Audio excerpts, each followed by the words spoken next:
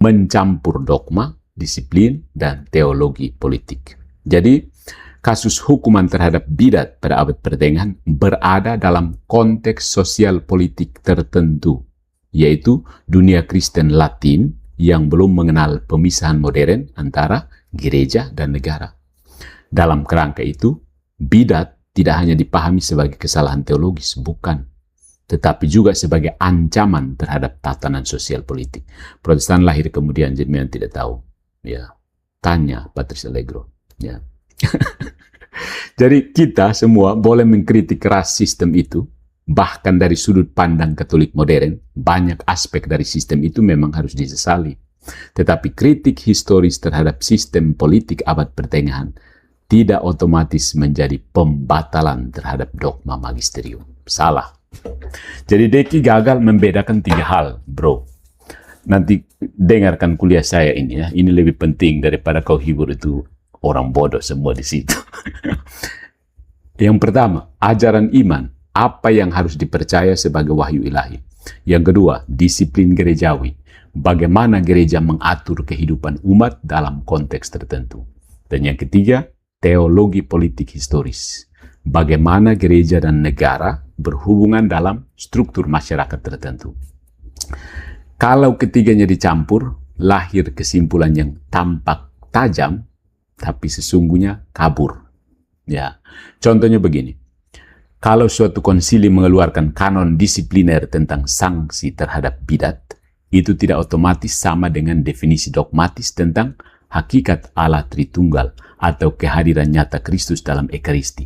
Levelnya berbeda, objeknya berbeda, status otoritatifnya berbeda. Contoh kasus Konsili Nicea. Kredo dan kanon levelnya berbeda. Protestan hanya ambil kredonya, buang kanonnya, bukan? Ya. Nah, Deki mengabaikan perbedaan ini. Karena itu dia menghasilkan kritik yang secara emosional memang kuat. Dan saya yakin banyak orang Protestan terhibur. Karena baru saja babak belur, karena sola scriptura tidak berhasil dipertahankan. Tetapi secara teologis kurang presisi. Orang Katolik ngomong saja. Nah, kesalahan ketiga, menganggap perkembangan ajaran sebagai kontradiksi. Ya, Deki memakai pola sederhana. Dahulu gereja mengatakan A, sekarang gereja mengatakan B, maka gereja kontradiktif. Ya, untuk anak-anak SD boleh, tapi untuk level akademik, sekitar bangku kuliah itu tidak seperti itu lagi. Kamu anggap orang Protestan itu banyak yang bodoh, kah? Sehingga kamu ajar mereka hanya pakai emosi saja.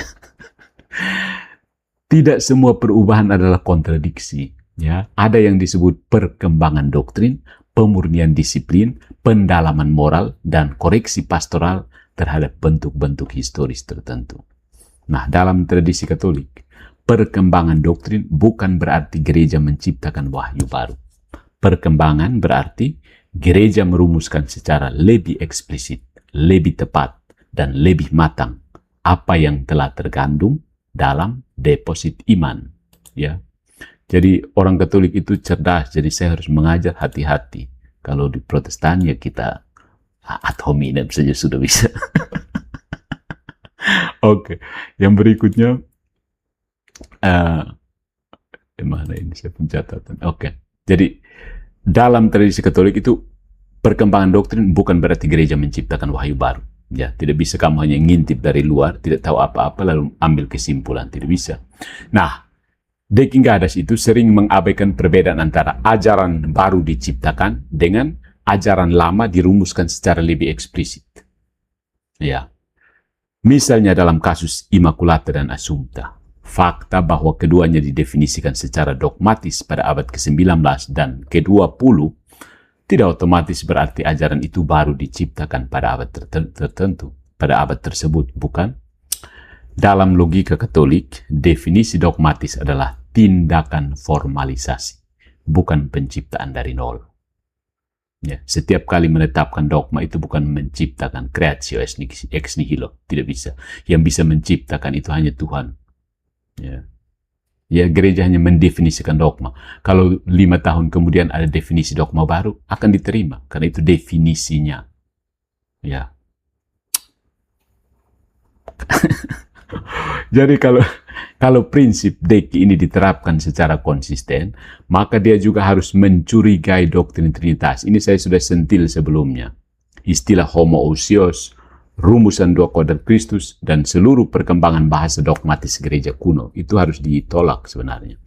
Karena rumusan teknis itu juga muncul secara eksplisit dalam sejarah, bukan jatuh dari langit dalam bentuk kamus teologi sistematik. Tapi memang tujuan Deki untuk propaganda anti Katolik. Tapi ini lebih ke tujuan untuk, kita tidak perlu membalas Deki ya, ini lebih ke edukasi untuk orang Katolik. Jadi di sini standar Deki menjadi tidak konsisten. Jika perkembangan dogma Katolik disebut tambal sulam, kenapa perkembangan rumusan Trinitas dan Kristologi tidak disebut tambal sulam? Kalau istilah yang muncul belakangan otomatis dicurigai, maka seluruh ortodoksi Kristen pasca Nicea ikut runtuh. Seharusnya. Jadi kritik Deki berbalik kepada dirinya sendiri. Masih ada lagi kesalahan berikut. Salah terlalu banyak. Kesalahan keempat, memakai standar polas. Dia pakai standar sola scriptura sebagai hakim tersembunyi. Akhirnya balik ke sola scriptura kan. Deki berkali-kali menilai ajaran Katolik dengan pertanyaan mana dasar Alkitabnya. Secara Protestan, pertanyaan itu wajar, ya. Tetapi dalam debat Katolik Protestan, pertanyaan itu tidak netral, ya. Tidak netral, ya. Itu sudah mengandaikan prinsip sola scriptura. Padahal kita kan baru ngomong sola scriptura yang tidak bisa kamu pertahankan itu kan. Itu bukan ajaran Kristen, tidak logis, tidak historis, dan tidak biblis. Nah, masalahnya sola scriptura sendiri adalah pokok yang kita perdebatkan, ya. Itu jadi kamu Dekigaris ini tidak boleh diam-diam memakai itu sebagai hakim final sebelum dibuktikan. Tugas Anda belum selesai, tapi Anda pakai itu untuk menghakimi. Bahaya. Masalahnya, sola scriptura sedang kita perdebatkan. Jadi silahkan jawab dulu. Karena sola scriptura itu bukan ajaran Kristen. Itu ajaran bidat Protestan. Harus dicamkan. Jadi, Deki melakukan ini. Dia menganggap kitab suci sebagai satu-satunya norma tertinggi dalam cara Protestan. Dia menilai Katolik berdasarkan standar itu. Dia menyimpulkan Katolik salah karena tidak sesuai dengan standar tersebut. Ini adalah falasi petitio principii. Ya. Petitio principii itu artinya mengandaikan apa yang seharusnya dibuktikan. Tugas kamu membuktikan itu dan kamu belum jawab pertanyaan saya, ada 10. Buktikan itu, tapi kenapa? Mengasumsikannya saja. Padahal itu yang harus dibuktikan. Jadi kalau dia ingin menyerang Katolik dari dalam, dia harus memakai kategori Katolik secara tepat. Kitab suci, tradisi suci, magisterium, perkembangan doktrin, dan hierarki kebenaran. Tapi kalau dia menyerang Katolik dari luar dengan standar Protestan, dia harus jujur bahwa kritiknya berdiri di atas asumsi Protestan, bukan standar netral akademik. Ya, di situ dia sudah jatuh panjang. Dan di sini, klaimnya sebagai analisis objektif menjadi problematis. Dia tidak lagi netral. Dia membawa agenda konvensional anti-Katolik yang cukup terang, jelas sekali. Agenda konvensional anti-Katolik. Ya. Yang ketujuh, kesalahan yang kelimanya, menganggap pengakuan dosa historis itu sebagai pembatalan dogma. Deki memakai permintaan maaf atau penyesalan gereja modern terhadap beberapa peristiwa historis sebagai bukti bahwa gereja mengakui magisterium lama salah. Tapi pengakuan dosa historis tidak sama dengan pembatalan dogma. Ya. Gereja bisa mengakui bahwa orang-orang gereja, bahkan pejabat-pejabat gereja pernah bertindak salah, keras, tidak adil, atau terikat oleh mentalitas zaman yang memang bermasalah. Tetapi itu tidak berarti gereja mengakui bahwa dogma iman yang didefinisikan secara infalibel pernah salah. Tidak pernah. Perbedaan ini penting, ya, signifikan. Gereja Katolik tidak mengajarkan bahwa paus, uskup, imam, teolog, atau lembaga gerejawi tidak mungkin berdosa. Itu namanya impekabilitas, itu tidak pernah diklaim oleh gereja Katolik. Yang diklaim itu sekali lagi infalibilitas. Yang dijamin oleh infalibilitas bukan kesucian moral setiap pejabat gereja, melainkan perlindungan ilahi terhadap gereja ketika secara definitif mengajarkan iman dan moral dalam kondisi tertentu. Jadi Deki mencampur dua konsep. Infalibilitas itu tidak salah dalam pengajaran definitif iman dan moral dalam kondisi tertentu. Impekabilitas tidak bisa berdosa. Jadi, Katolik mengajarkan infalibilitas dalam arti terbatas. Katolik tidak mengajarkan impekabilitas institusional dalam semua tindakan historis. Jadi, ketika Deki membuktikan bahwa orang gereja pernah berdosa atau salah, dia tidak sedang membantah doktrin infalibilitas. Dia hanya membuktikan sesuatu yang sudah diakui Katolik sejak awal.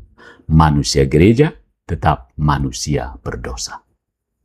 Kesalahan keenam, memakai kasus ekstrim untuk menilai seluruh sistem. Ya. Jadi Deki memilih kasus-kasus berat, Qatar, Wycliffe, Jan Hus, pembakaran bidat, dan relasi gereja negara abad pertengahan. Kasus-kasus itu memang kuat secara emosional. Tapi secara metodologis, memakai kasus ekstrim untuk membatalkan seluruh sistem doktrin memerlukan pembuktian tambahan. Dia harus menunjukkan bahwa kasus-kasus itu bukan hanya praktik historis, tetapi merupakan konsekuensi niscaya dari dogma Katolik. Dan dia tidak berhasil. Ya, tidak berhasil. Dia menunjukkan bahwa dalam sejarah gereja Katolik ada tindakan keras terhadap bidat. Iya, tapi dia belum menunjukkan bahwa tindakan itu mengalir secara niscaya dari doktrin Katolik tentang gereja, sakramen, tradisi, dan magisterium. Jadi bisa dikatakan bahwa gereja modern juga memiliki sumber internal untuk mengoreksi praktik historis itu. Martabat manusia, hati nurani, kebebasan iman, dan pemahaman lebih mendalam tentang sifat tindakan iman yang tidak boleh dipaksakan. Jadi perkembangan Katolik modern tidak harus dibaca sebagai kontradiksi, tetapi dapat dibaca sebagai pemurnian internal, Ecclesia Semper Reformanda. Jadi perkembangan Katolik modern bukan satu kontradiksi dengan yang sebelumnya. Jadi Deki tidak memberi ruang untuk kemungkinan ini, karena sejak awal motivasinya bukan memahami logika internal Katolik. Nah, itu masalahnya. Tetapi mau membongkarnya sebagai sistem palsu. Ya. Nah, kesalahan yang ketujuh, standar ganda terhadap sejarah Protestan.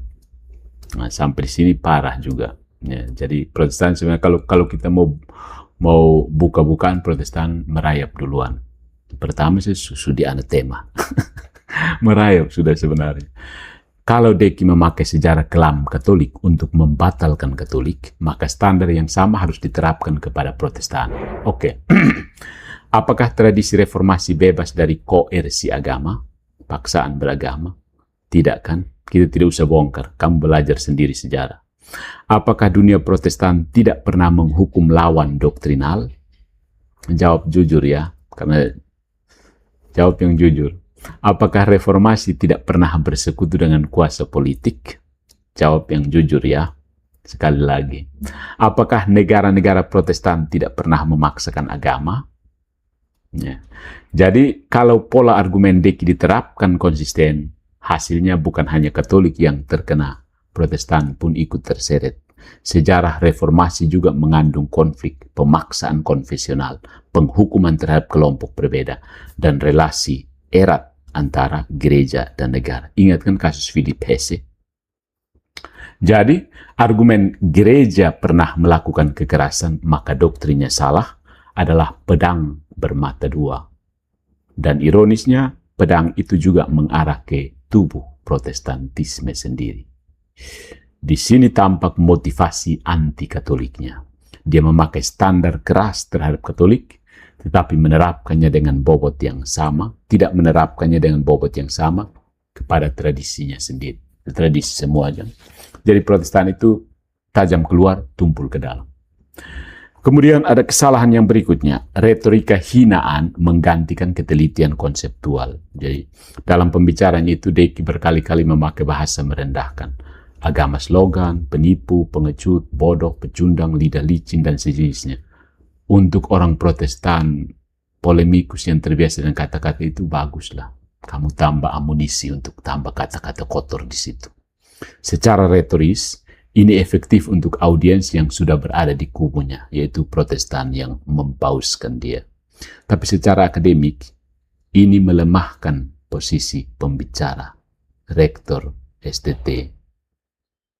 Karena bahasa seperti itu menunjukkan dengan jelas bahwa argumen tidak hanya diarahkan untuk mencari kebenaran, tetapi untuk membentuk kebencian, loyalitas kelompok, dan superioritas moral. Inilah yang disebut poisoning the well, meracuni sumur. Sebelum lawan bicara menjawab, reputasinya sudah dirusak. Pendengar diarahkan untuk tidak lagi menilai argumen Katolik secara objektif, melainkan menganggap setiap jawaban Katolik sebagai ngeles, putar lidah, atau slogan. Ya kan? Ini bukan metode akademik, ini propaganda polemis. Ya. Jadi Protestan memang hanya bisa berdiri di propaganda. Kamu tidak bisa, karena saya sudah bilang apa? Kalian itu hanya bisa ad hominem, tidak bisa ad rem, karena tidak punya rem. Hanya bisa ad hominem. Ya. Seorang akademis yang sungguh yakin pada kekuatan argumennya tidak perlu terus-menerus menghina lawan. Ya. Sebenarnya Deki juga melakukan hal yang sama ya kepada siapa? Melakukan hal yang sama kepada Erastus Sabrono, dan dari situ Rudi Raya Teologi pernah memeriksa hampir seluruh videonya itu semuanya pada ad hominem. Ya, jadi ini bukan teladan yang baik untuk salah seorang rektor di Indonesia. RIP pendidikan Kristen Protestan di Indonesia. Seorang rektor ya contohnya begini tidak bagus. Tapi terserahlah, namanya Protestan kan suka-suka ya.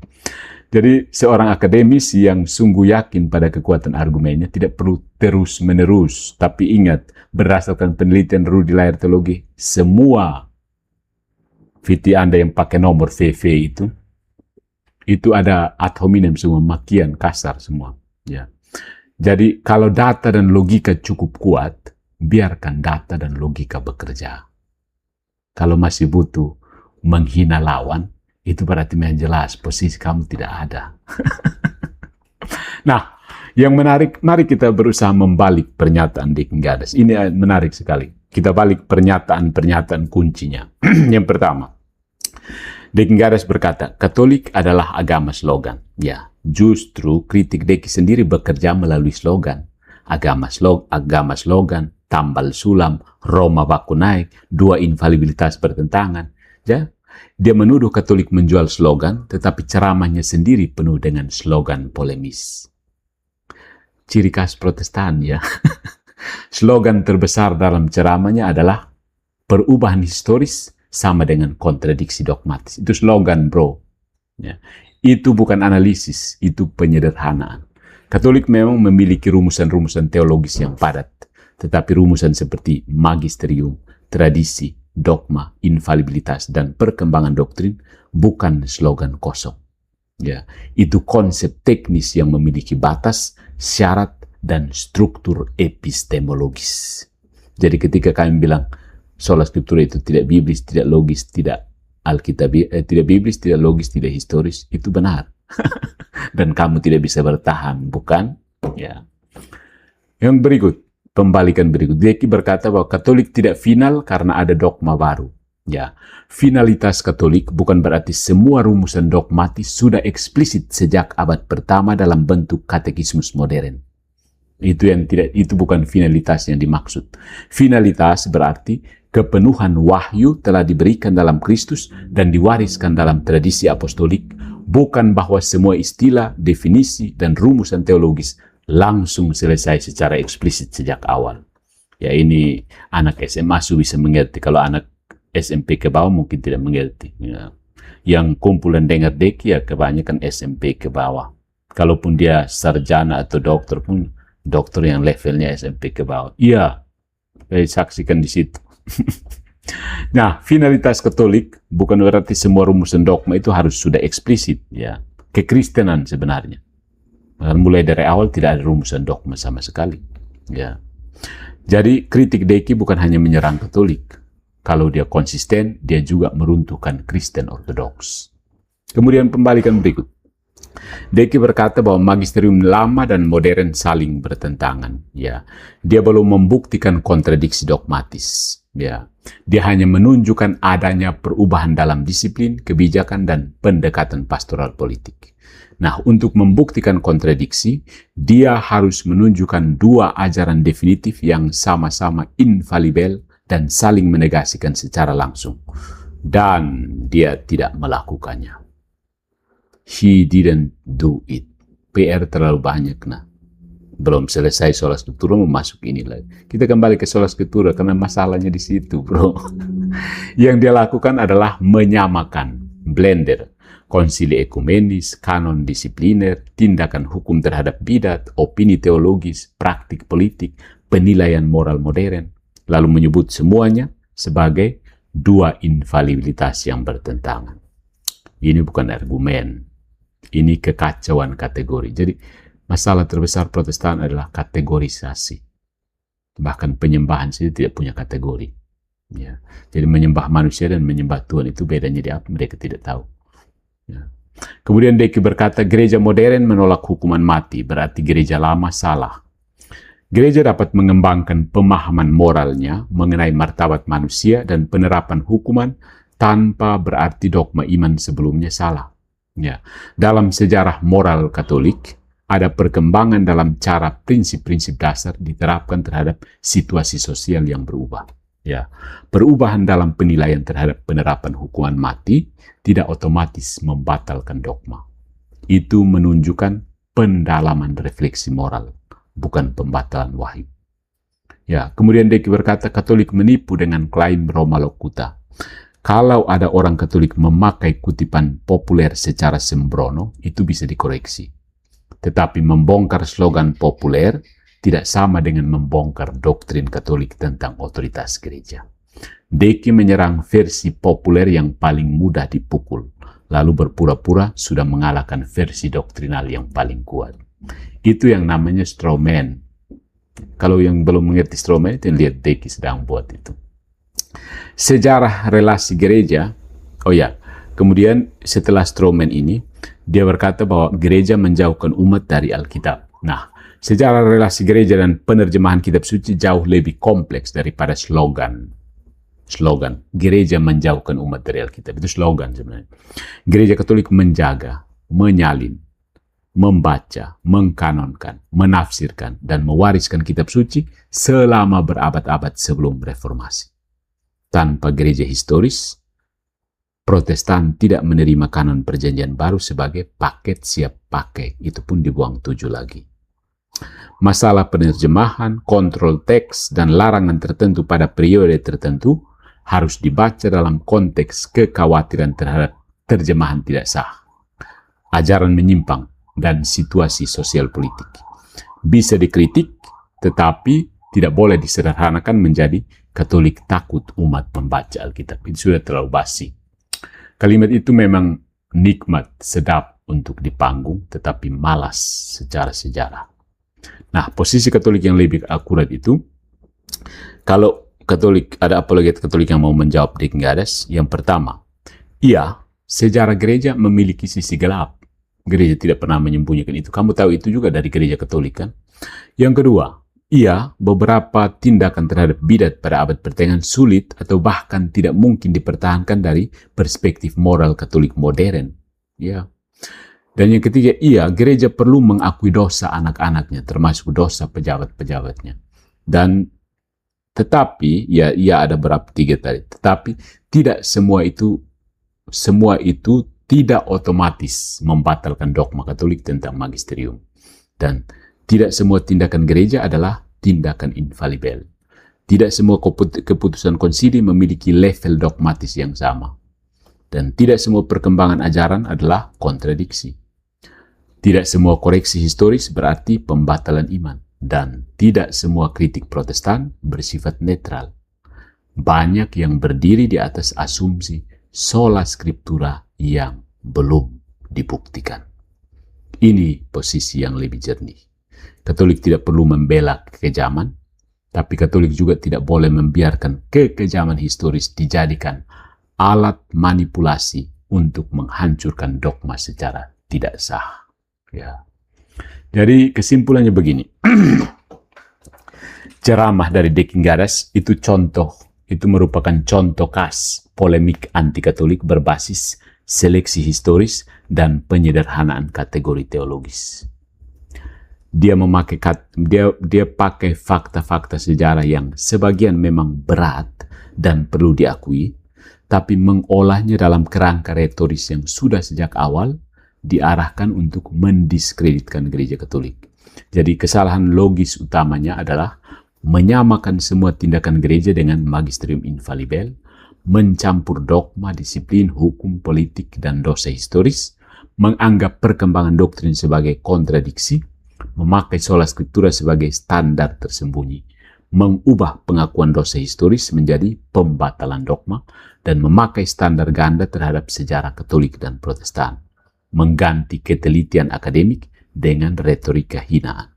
Jadi, Deki berhasil menunjukkan bahwa sejarah gereja punya luka. Tapi dia gagal membuktikan bahwa doktrin Katolik tentang magisterium salah. Dia berhasil membuat Katolik tampak buruk secara historis, tapi belum berhasil membatalkan Katolik secara teologis. Atau kalau lebih tajam begini, dia itu menemukan abu dalam sejarah gereja, lalu menyimpulkan bahwa api Roh Kudus tidak pernah ada. Itu bukan logika akademik, itu propaganda anti-Katolik yang memakai sejarah sebagai korek api. Nah, sejarah kelam manusia gereja membuktikan bahwa manusia berdosa membutuhkan rahmat. Tetapi sejarah kelam itu tidak membuktikan bahwa Kristus gagal menjaga gerejanya dalam ajaran iman. Deki menyerang luka di tubuh gereja, lalu mengira telah membunuh jiwa gereja. Disitulah kesalahan fatalnya. Jadi, terima kasih untuk pendeta Deking Gadas dan para pendukungnya membantu Patrus Allegro untuk semakin mengajarkan sejarah gereja yang jernih kepada umat Katolik. Karena umat Katolik tidak boleh belajar sejarah gereja dari bidat, bro. Bahaya. Sudah saya bilang, bidat Protestan itu bahayanya jauh sekali, berbahaya sekali. Karena banyak kata yang sama sebenarnya dimaknai berbeda. Nah, itulah maksudnya. Jadi ketika Anda memakai data sejarah gereja, saya juga memberikan perspektif Katolik supaya orang Katolik jangan tertipu. Kalau orang Protestan mau terhibur dan merasa benang, oke lah.